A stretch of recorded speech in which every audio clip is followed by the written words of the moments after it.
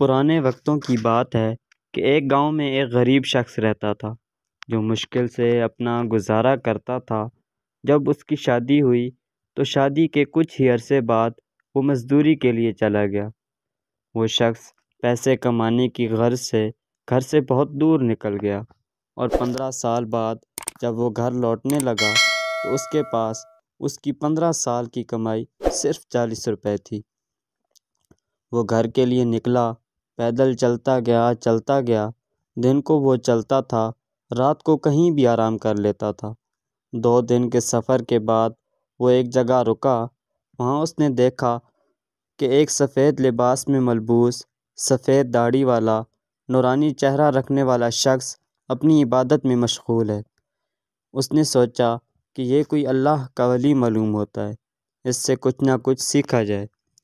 وہ شخص اس کے پاس جا کر بیٹھ جاتا ہے۔ جب وہ بزرگ عبادت سے فارغ ہوا، اس نے اس کو اپنے بارے میں بتایا کہ وہ مزدوری کے لیے نکلا تھا اور اب واپس گھر جا رہا ہے۔ اس شخص نے اس بزرگ سے کہا کہ مجھے کچھ ایسی نصیحت کریں جو میری زندگی میں کام آئے۔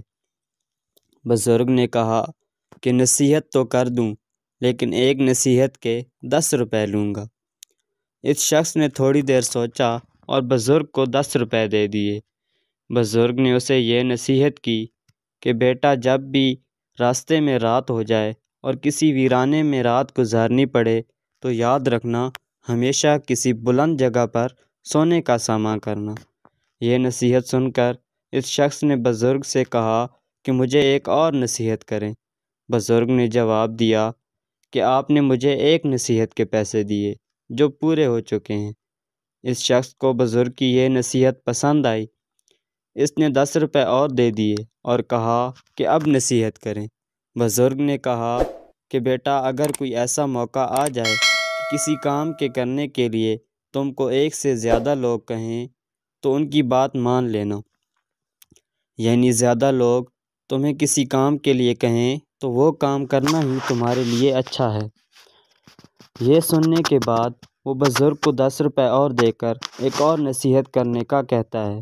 اب بزرگ اس کو یہ نصیحت کرتا ہے کہ اگر آپ کے سامنے مرد اور عورت کھڑے کر دیے جائیں اور کہا جائے کہ ان میں سے کسی ایک کی تعریف کرو یا یہ بتاؤ کہ مرد زیادہ خوبصورت ہے یا عورت، تو یاد رکھنا ہمیشہ مرد کی تعریف کرنا، چاہے وہ کتنا ہی بدصورت کیوں نہ ہو۔ اب اس شخص کے پاس صرف 10 روپے رہ جاتے ہیں۔ وہ شخص یہ 10 روپے بھی اس بزرگ کو دے دیتا ہے اور نصیحت کا کہتا ہے۔ بزرگ اس کو اب یہ نصیحت کرتا ہے کہ اگر تم کسی دشمن کو مارنے لگو اور تم دیکھو کہ وہ سو رہا ہے تو اسے مت مارو، بلکہ اسے جگاؤ، جگانے کے بعد مارو۔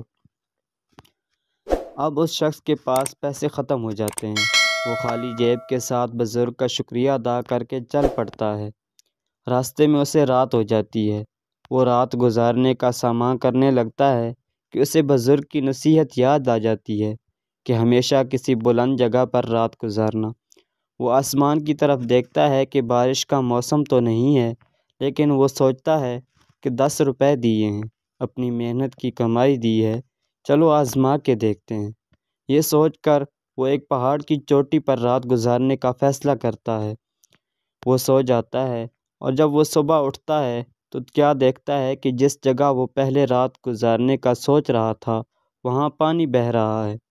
اس نے سوچا کہ بزرگ کی یہ نصیحت تو کام آ گئی۔ اصل میں کہیں اور بارش ہوئی جس کا پانی اس طرف آیا تھا۔ یہ دیکھ کر وہ آگے چل پڑتا ہے۔ آگے جا کر وہ دیکھتا ہے کہ ایک جگہ بہت بھیڑ جمع ہے۔ وہ شخص وہاں جا کر رکتا ہے اور پوچھتا ہے کہ یہاں کیا ہوا ہے۔ وہاں ایک شخص بتاتا ہے کہ اس کنویں میں کوئی بلا ہے جو ہمیں پانی نہیں بھرنے دیتی۔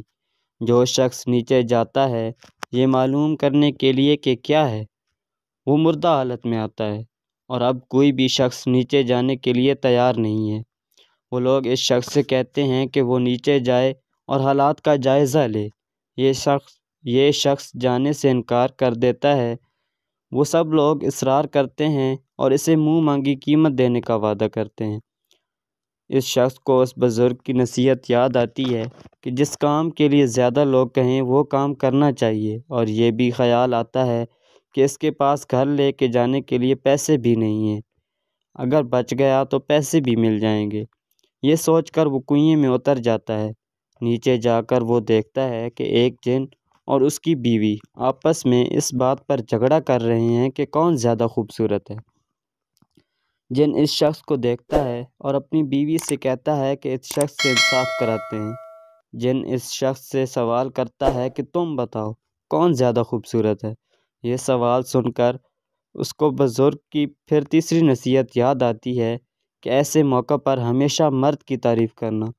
وہ جواب دیتا ہے کہ آپ میں سے جن زیادہ خوبصورت ہے، حالانکہ جن خوبصورت نہیں ہوتا، اور جن کی بیوی بہت زیادہ خوبصورت ہوتی ہے، لیکن بزرگ کی نصیحت پر عمل کرتے ہوئے یہ کہتا ہے۔ یہ سن کر جن خوش ہو جاتا ہے اور اسے معاف کر دیتا ہے اور اسے انعام میں کچھ ہیرے دیتا ہے، اور جن اس بات کی اجازت دے دیتا ہے کہ لوگ کنویں سے پانی بھر سکتے ہیں۔ پہلے مسئلہ یہ تھا کہ جو بھی کنویں میں جاتا جن اس سے وہی سوال کرتا، اور لوگ جن کی بیوی کو خوبصورت کہتے، جس سے جن کو غصہ آ جاتا اور وہ ان کو مار دیتا تھا۔ وہ شخص اپنا انعام لے کر آگے نکل جاتا ہے۔ کچھ دن بعد وہ گھر پہنچ جاتا ہے۔ جب وہ گھر پہنچتا ہے تو رات کا وقت ہو جاتا ہے۔ وہ گھر میں داخل ہوتا ہے تو دیکھتا ہے کہ اس کی بیوی کے ساتھ کوئی سویا ہوا ہے۔ اس شخص کو بہت غصہ آتا ہے۔ وہ اس کو قتل کرنے کی غرض سے اس کے قریب جاتا ہے تو اسے فوراً بزرگ کی نصیحت یاد آ جاتی ہے کہ دشمن کو جگا کر مارنا چاہیے۔ وہ شخص غصے کی حالت میں اپنی بیوی کو جھنجھوڑ کر جگاتا ہے۔ اس کی بیوی جاگتے ہی اپنے شوہر کو سامنے دیکھتی ہے اور اپنے ساتھ سوئے ہوئے لڑکے کو اٹھاتی ہے کہ اٹھو بیٹا، تمہارا باپ آ گیا۔ یہ سن کر وہ شخص مطمئن ہو جاتا ہے اور شکر ادا کرتا ہے کہ اس نے جلدی میں آ کر اپنے بیٹے کو قتل نہیں کر دیا، اور وہ اس بات پر بھی مطمئن ہوتا ہے کہ اس نے اپنی محنت کی کمائی کسی غلط جگہ نہیں لگائی، اور وہ اس بات پر بھی مطمئن ہوتا ہے کہ اس نے اپنی محنت کی کمائی سے سیکھنے والی نصیحتوں پر عمل کر کے اپنی جان کی بھی حفاظت کی، مال و زر بھی کمایا، اور اپنے بیٹے کو کھونے سے بھی بچ گیا۔ تو اس کہانی سے سبق یہ ملتا ہے کہ اگر حلال کی کمائی ہو، جہاں بھی خرچ کریں گے وہ آپ کو نقصان نہیں پہنچائے گی۔ اور دوسرا یہ کہ اگر کوئی بزرگ یا کوئی بڑا آپ کو نصیحت کرتا ہے تو اس میں بہت سے راز چھپے ہوتے ہیں، ان پر عمل کرنا آپ کے لیے فائدہ مند ثابت ہوتا ہے۔